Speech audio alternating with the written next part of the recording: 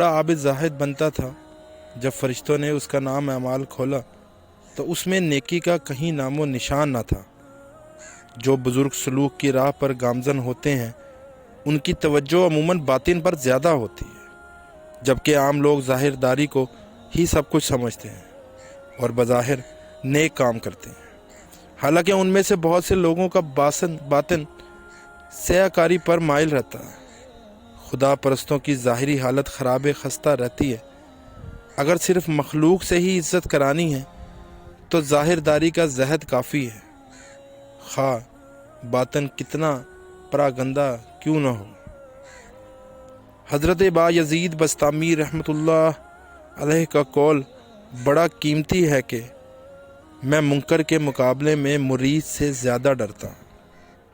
منکر تو چونکہ میرے عیب ہی بیان کرے گا، جس سے میری ریاکاری میں مبتلا ہونے کا کوئی خطرہ نہیں۔ اس کی بجائے مرید میری خوبیاں اور حسنات کو بڑھا چڑھا کر بیان کرے گا، جس سے میرے ریا اور فخر و غرور میں مبتلا ہو جانے کا خطرہ ہوگا۔ اس لیے مرید کی طرف سے مطمئن نہیں ہونا چاہیے۔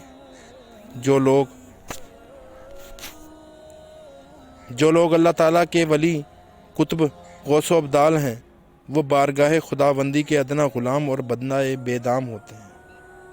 اس لیے شہنشاہ کی موجودگی میں بھکاریوں سے مانگنا سراسر حماقت ہے۔ یعنی ہر قسم کی حاجت کے لیے اللہ تعالیٰ سے ہی رجوع کرنا چاہیے۔ سیب میں جو موتی ہوتا ہے اس کا سر اپنے دامن میں چھپا ہوتا ہے۔